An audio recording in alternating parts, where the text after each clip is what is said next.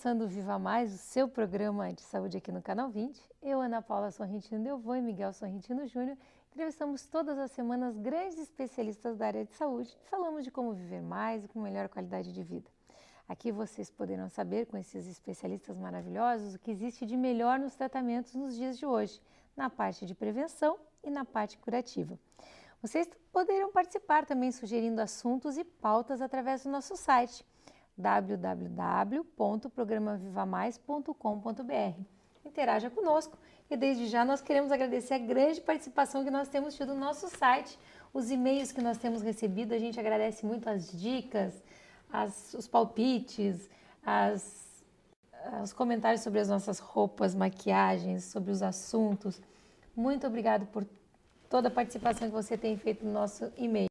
A gente tem tentado responder todos os e-mails, que a gente não respondeu ainda, prometo que estão sendo respondidos, e aquelas pessoas que vocês estão pedindo para voltar, estão voltando, e os assuntos que vocês estão pedindo para que venham, prometo, já estão sendo convidados. Hoje nós temos convidados maravilhosos, são dois dos maiores especialistas do Rio Grande do Sul e do Brasil em suas respectivas áreas. Dr. Carlos Villanova, médico pneumologista da Santa Casa, com mestrado e doutorado na área, e, como vocês pediram, ele voltou, né? Ele já veio aqui no programa, vocês pediram, ele voltou.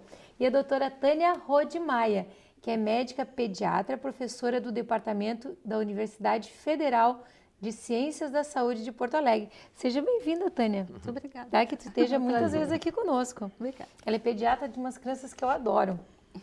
De várias crianças que eu adoro. Seja bem-vinda. Obrigada. E a ideia hoje é falar de doenças de inverno. Já que nós estamos nesse invernão, né? Normalmente, Tânia, a gente dá sempre preferência ou prioridade para que a mulher comece a falar. Então, a gente sempre direciona mais para a colega feminina aqui, tá? Até porque pediatria, hoje em dia, é uma especialidade rara, né? É difícil a gente encontrar. Eu tenho uma netinha, estou falando até porque a gente comentou no início, que dificuldade a gente conseguir encontrar o pediatra que ainda queira fazer consultório, né?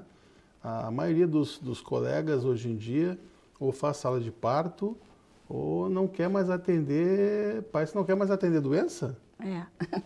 Não, o que acontece é que em relação à pediatria, eu acho que os estudantes novos de medicina sempre estão procurando cada vez mais superespecializações. E a pediatria é uma especialidade que abrange várias subespecialidades. Então, eu acho que cada vez mais se procura superespecialidades. E é uma coisa de muita dedicação também, né?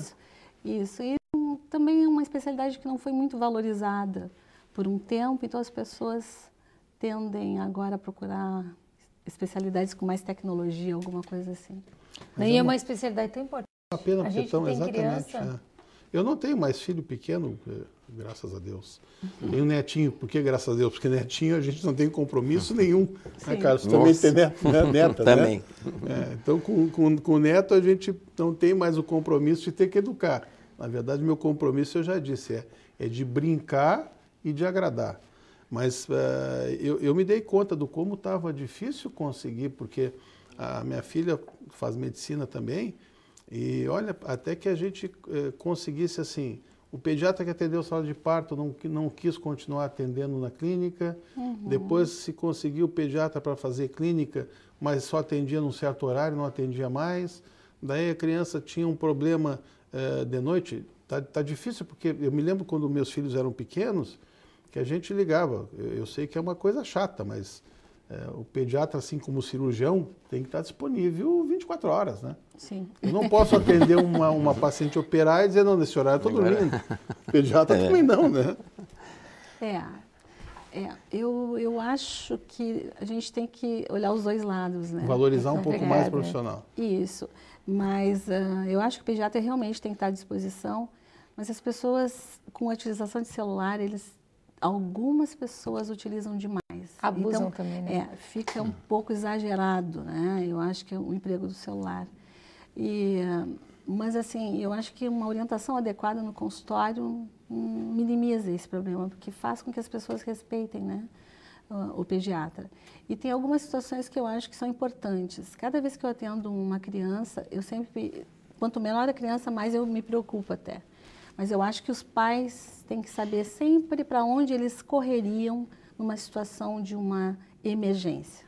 Então, em geral, eu peço que eles pensem sobre isso para poder ter um trajeto até para procurar na eventualidade de uma convulsão, de uma coisa que seja mais rápida, né?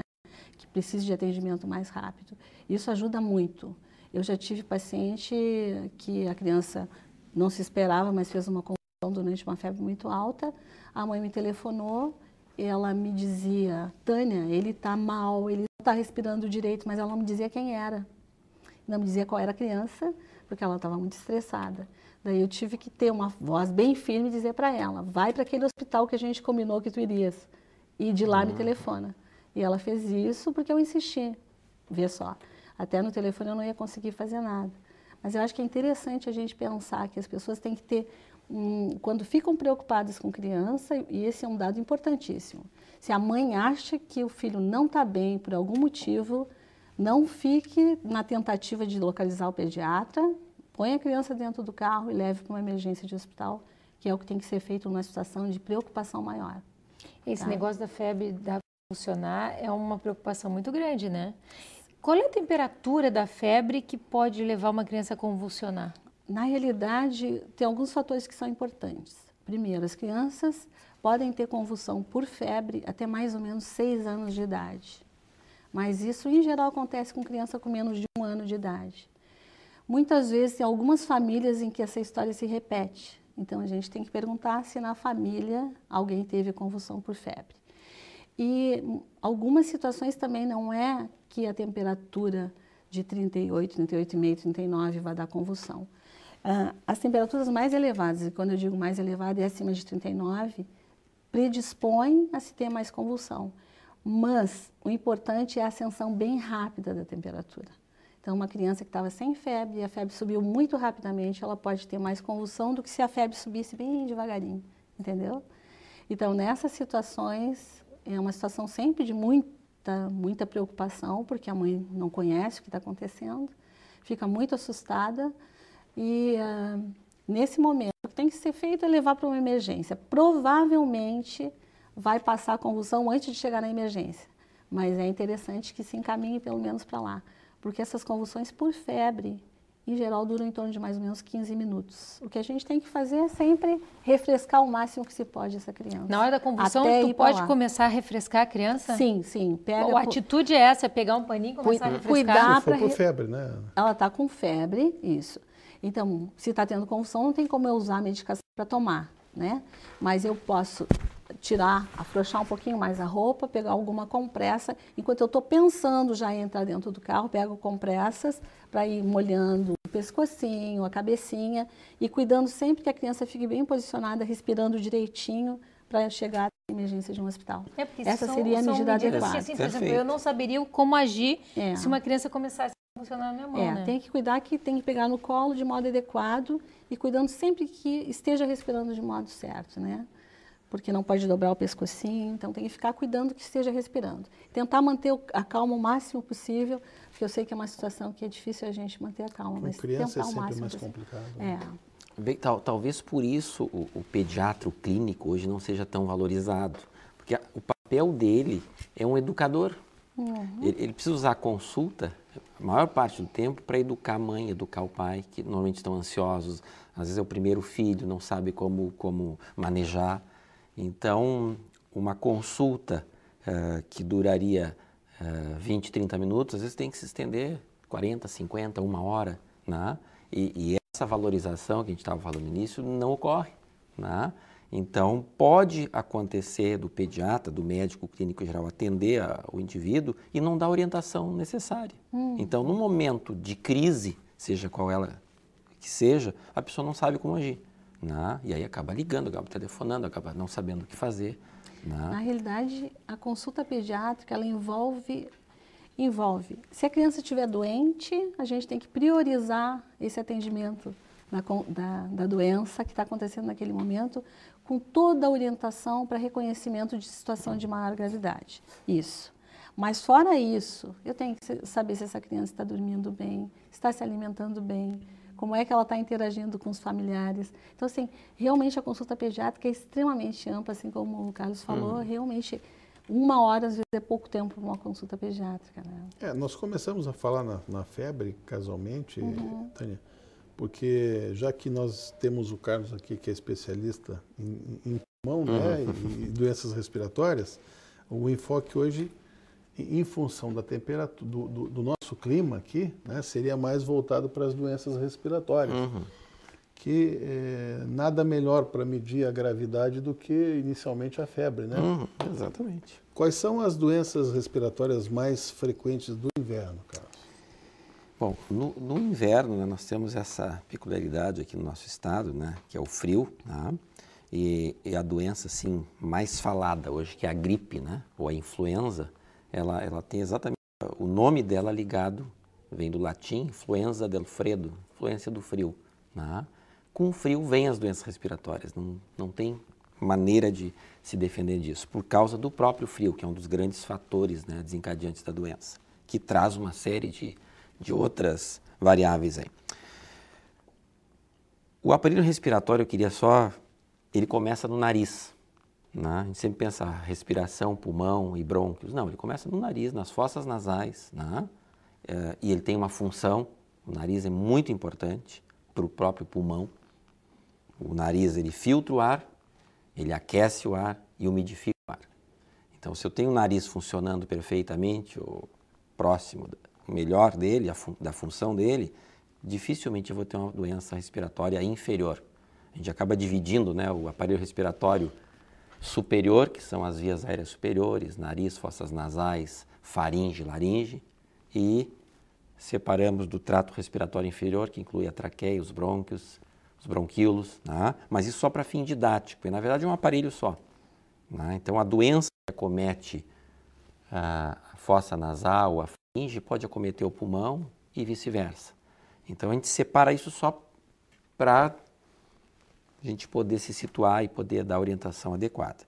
As doenças mais comuns, né, das vias aéreas superiores, né, principalmente o resfriado comum, né, que é causado por vírus, né, as gripes, que são causadas por vírus, e as consequências que advêm daí. Normalmente, a maior parte das pessoas acometidas por problema respiratório, ela já tem problemas normalmente ligados à alergia respiratória, que nós chamamos de atopia. São sujeitos atópicos, né? Têm uma propensão a serem mais sensíveis que os outros. Né? E eu sempre explico para os pais o seguinte, né? É importante eles entenderem o que é isso.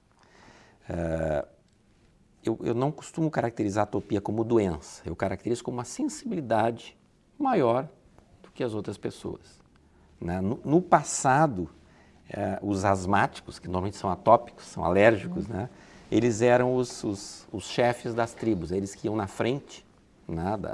Eram os nômades, exatamente porque eles tinham um aparelho respiratório tão sensível que eles detectavam situações adversas do ambiente, como vulcões, como mudanças súbitas de temperatura, então eles iam à frente para, aqui a gente pode ficar, aqui não dá, e acabava orientando o restante da população.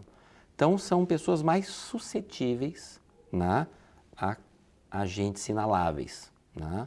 Se a gente considerar que o pulmão, uma pessoa respira 8 a 9 mil litros por dia de ar, imagina a quantidade de poluentes, de vírus, de bactérias que vêm para dentro do nosso aparelho respiratório. Então traz com isso uma série de propensão a certas doenças. Né? E o inverno acaba trazendo então todas essas doenças que eu enumerei. Essa mudança de temperatura ajuda a estragar um pouquinho, não? Para quem não é e para quem é alérgico, aumenta a probabilidade de doença? Sem dúvida. Na verdade, não é exatamente só o frio ou só o calor, é exatamente essa mudança brusca de temperatura que faz com que o indivíduo fique mais sujeito a determinadas doenças. Né? O asmático, por exemplo, é extremamente sensível a essas variações, né? Porque os tubinhos onde passam o ar, que são os brônquios, eles variam ao longo do dia. Né? Conforme a temperatura, a umidade do ar, tudo isso influi nesse equilíbrio, né, do tônus do brônquio. Então, qualquer variação brusca faz com que ele se altere e a pessoa, no caso, se for um asmático, ele pode entrar numa crise até grave, né? Subitamente. Essas infecções respiratórias, na grande maioria, elas não precisam, teoricamente, de tratamento, as virais, né? Ou não se trata com medicação, se trata com medidas mais gerais. Exatamente. Essas infecções virais, elas são autolimitadas, normalmente, né? A grande maioria, em questão de 3 a 5 dias, elas acabam evoluindo de uma forma benigna e não é necessário medidas assim. Mesmo que dê febre? Mesmo que dê febre. Os Eu virais, noto mesmo que muito, dê não sei se a Tânia nota, mas o pai e a mãe se preocupam muito com a tal de febre, né? Meu filho está com febre e ficam desesperados. Eu costumo tranquilizar que nas primeiras 48 horas de uma infecção respiratória, observado os limites, se a criança não vai ter convulsão, não precisa ficar assustado com a febre em si. É um sinal, né, de que o corpo sabe se defender. Veja que isso não acontece no idoso. Eu costumo alertar que acima dos 60 anos, a febre já não é um sinal de alerta. É muito comum a pessoa de idade, depois dos 60, estar com pneumonia Não ter febre. e ele não tem febre. Não tem febre. A defesa já não é tão boa. Não é tão boa a defesa e aí nós não temos um sistema esse de alerta. Porque a febre é um sistema de alerta, assim como a tosse, né? É um aviso, olha, tem alguma coisa errada com o aparelho respiratório. O idoso não tem febre. E aí como é que tu reconhece que ele está mal? Uma das dicas para quem tem idoso em casa, velhinho, é cuidar o comportamento dele.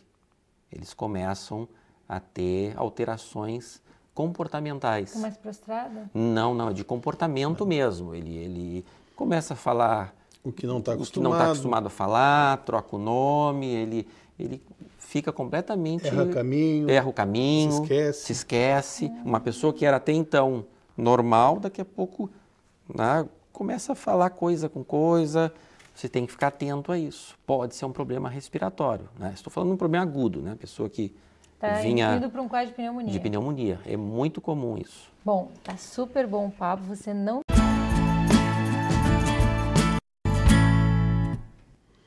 Olha, nós acabamos o último quadro com o Dr. Carlos falando sobre as infecções respiratórias mais frequentes, né?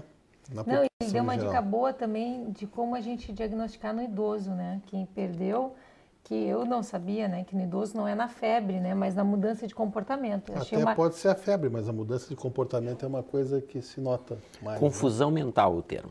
Fica confuso. Eu não sabia disso. Foi uma dica muito legal, principalmente assim, ó, por exemplo, eu tenho a minha mãe que mora comigo.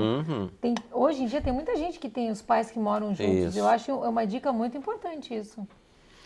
E como é que acontece a infecção respiratória na criança, Tânia? Eu acho interessante a gente mostrar um esquema que eu trouxe aqui, por favor. Assim como o Dr. Carlos falou, a gente, quando está falando de doença respiratória e as doenças do inverno, ali tem um esqueminha mostrando os dois grupos maiores. São aquelas que a gente chama de IVAs, que todo mundo ouve falar esse nome, que é infecção de via aérea superior. Esse nome inclui, então, todas aquelas infecções do inverno que acontecem do nariz, mais ou menos até a altura da laringe, tá?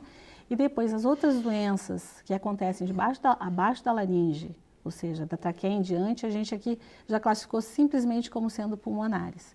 E desses dois grupos, é interessante lembrar sempre que também, assim como no adulto, o Dr. Carlos lembrou, que a rinofaringite, ou seja, o resfriado comum, é de longe o mais frequente, por isso que a gente, muitas vezes as pessoas dizem, eu levo no pediatra, o pediatra diz sempre que é viral, é viral. Mas na realidade a gente não tem como dizer diferente, 70% a 80% das vezes vai ser um quadro por vírus.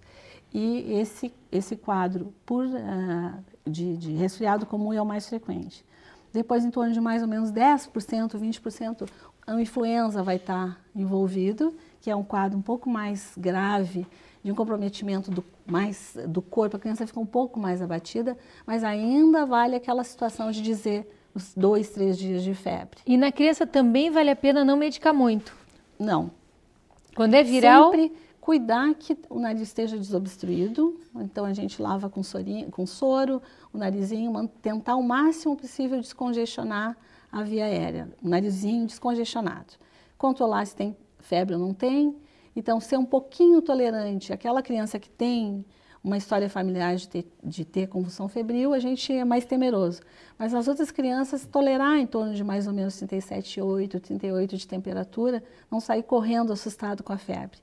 A febre, ela chama mais atenção quando ela está, ou ela, eu diria para vocês, é mais preocupante quando ela é superior a 39. E isso pode acontecer tanto no resfriado comum quanto numa gripe. Mas, então, nessa situação, a gente já utilizaria medicação antitérmica para conforto da criança. Mas essa elevação da temperatura de 37,8, 38, 38,2 já é uma defesa do corpo, porque as enzimas e a defesa do corpo funciona melhor numa temperatura um pouquinho mais elevada. Então, é um modo de alertar que está acontecendo alguma coisa e dizer, o corpo está dizendo, estou usando os meus recursos para diminuir essa invasão de vírus, entende? Então, a nossa defesa funciona melhor quando a gente está com uma temperatura um pouquinho mais elevada, ali em torno de 38. Quando é que começa a apresentar mais gravidade a infecção respiratória? Quais são as preocupações que a gente tem que ter? Tipo, o Carlos disse, olha, o idoso pode eventualmente ter uma mudança de comportamento. Né? Na criança, como é que acontece? Os quadros respiratórios, esses que a gente falou de vírus mais frequentes, eles têm um curso autolimitado, com uma febre de 2, 3 dias, e depois as coisas tendem a melhorar. Tá? Se não melhorarem, eu estou falando já de complicação. E daí, quando eu falo de complicação, eu posso ter uma complicação com uma otite, uma infecção do ouvido, uma rinocinusite. Daí seriam complicações bacterianas que estão acontecendo, em geral, após o quadro viral, que é o mais frequente de acontecer. Então, eu diria, um curso mais prolongado, que não melhore, uma criança que lá do 5º dia em diante continue piorando, ou que o quadro de infecção ultrapasse 10 dias, esse quadro de vírus ultrapasse 10 dias, eu tenho que pensar que tem complicação. Isso se eu falar na via alta. Quando a gente fala de infecções que acometem já da traqueia para baixo, para o lado do pulmão, existem algumas situações, como uma delas é a bronquiolite viral, que já nessa situação, mesmo o quadro só pelo vírus já me deixa mais preocupada. Daí a gente tem alguns sinais de alerta. E depois disso, sempre o temido dos pais sempre é a possibilidade de ter pneumonia, que também a gente tem alguns sinais de alerta para pensar nesse tipo de alteração.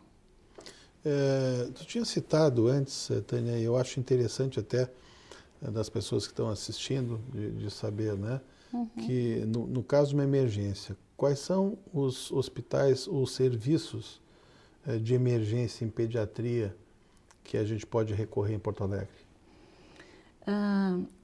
A maior parte dos hospitais de grande porte, tem um serviço pediátrico de urgência, tá, que atenderiam essas crianças. Mas é interessante lembrar quais são os sinais de alerta para que não haja uma sobrecarga nesses setores também, né? Então, aquela criança que sorri, eu sempre aviso assim, uma criança que está sorridente, essa criança não está me preocupando. Uma criança que fica batidinha quando está com febre, eu uso antitérmico, ela volta a sorrir, volta a brincar, essa criança não me preocupa. Agora, uma criança que persiste prostrada quando está sem febre ou que não quer se alimentar, essa criança me preocupa, essa sim tem que ser levada à emergência. Então, respondendo o que tu perguntasse, eu acho que sim, os hospitais maiores que a gente tem, todos eles têm serviço de pediatria de urgência. Não tem nenhum assim que seja mais específico para atendimento? Se tem pelo Sistema Único, nós temos a emergência do Hospital Conceição, a emergência do Hospital Santo Antônio, a emergência do Hospital de Clínicas, eu acho que o Hospital da PUC também, são todos serviços maiores que atendem, que têm excelentes serviços de pediatria, de atendimento de urgência. Quer dizer, no caso de uma emergência, então, como tu tinha falado, em vez muitas vezes de ficar tentando contactar o pediatra, quer dizer, pode até fazer isso, mas num primeiro momento o ideal seria já levar direto a criança para um serviço de emergência. Sim, se algum daqueles fatores que eu disse de alerta acontecerem, acho que é interessante já ir direto para para ser atendido numa emergência, sem dúvida.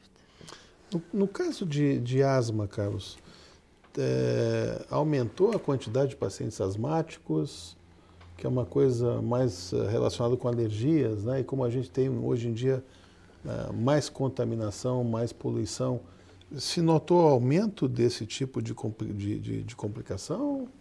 Ou é muito interessante que o tratamento do asmático melhorou muito nos últimos anos, né? E mesmo a despeito desse tratamento, da educação, todas as medidas, a gente vê bem mais casos de asma. Tem aumentado a prevalência de asma no mundo todo.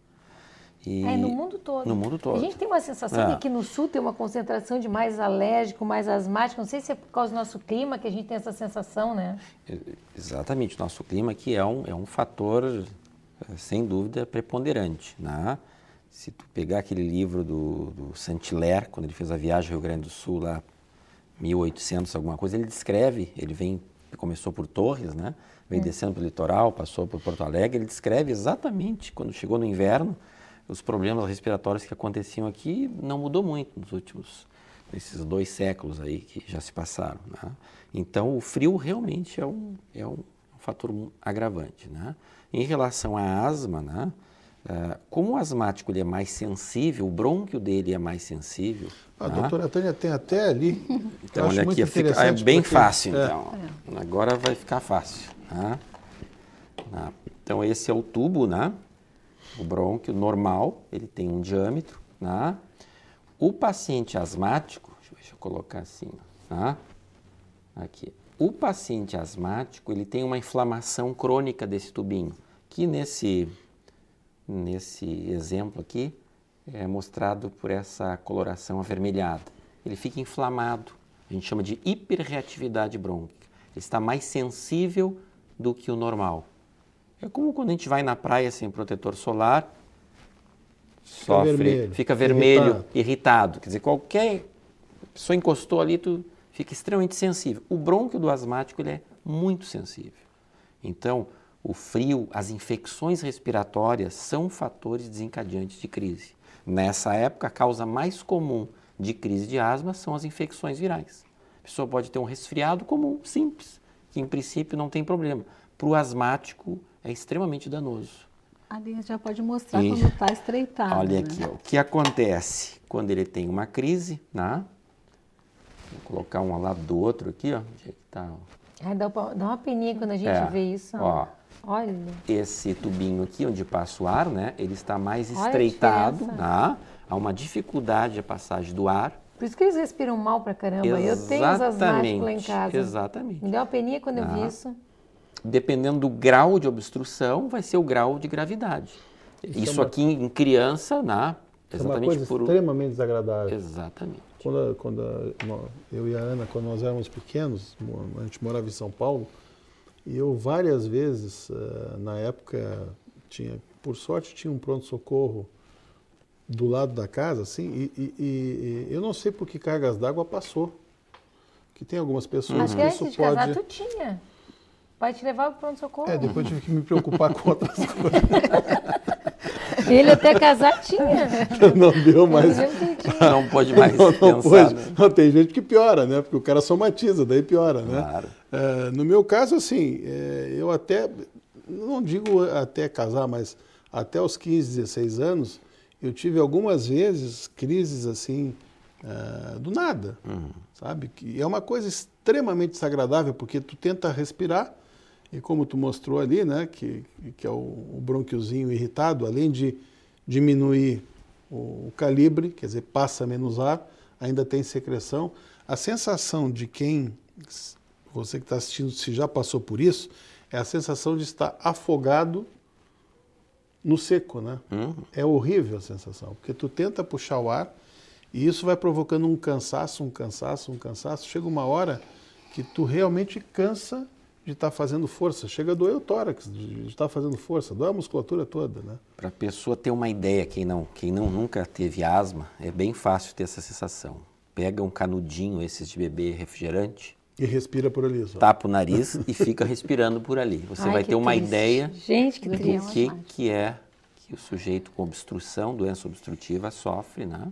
porque ele tem a dificuldade tanto de colocar o ar para dentro, né? Ele sente quanto colocar para fora. Entende? A sensação de dispneia ou falta de ar é maior porque o sujeito não consegue colocar o ar para fora. Né? E aí vem o desespero, vem algumas situações a pessoa... Carlos, e o que o nebulizador faz nesse caso? Porque eu vejo que as pessoas que têm ficam usando com frequência o nebulizador. Ele realmente ajuda? É porque, na verdade, a pessoa se engana? O nebulizador realmente ajuda nesse caso? Nós estamos falando, então, dos medicamentos, os broncodilatadores, Pode né? Que a gente pode usar, né? com nebulizador. Só com soro? Só com soro. Ajuda, não? Não muda nada? Pode, talvez, melhorar um pouco a secreção, fluidificar, mas não em termos de abrir a via aérea. Só abre se tu botar medicação? Medicamento. Então, eu tenho um medicamento que é chamado broncodilatador e, veja que o bronco ele fica fechado, né? E quando eu uso o broncodilatador, ele abre. Isso é imediato. Ele age sobre a musculatura. Vocês estão vendo que em torno desse brônquio tem essas áreas aqui que a gente chama de músculo liso. É ele que contrai e ao contrair ele fecha o brônquio. Então o broncodilatador ele age sobre essa musculatura. Então ele é um medicamento de alívio. Veja que nós temos dois componentes aqui. O músculo liso contraído e eu tenho essa inflamação aqui da via respiratória. São duas coisas completamente diferentes. Os tratamentos melhoraram hoje? Melhoraram, porque até a década de 80 se usava quase exclusivamente o broncodilatador. Hoje nós temos medicamentos anti-inflamatórios, tópicos e sistêmicos, que se usa diretamente aqui na via respiratória ou pode se usar via oral, e ele faz com que esse processo inflamatório diminua e até ceda. Porque eu preciso tratar, eu preciso desobstruir o brônquio, agir sobre a musculatura lisa e eu preciso agir sobre a inflamação. Então, o tratamento hoje básico do asmático está nesses dois pontos chaves. Por que algumas pessoas evoluem para casos como o meu, assim, de não ter tido mais nenhum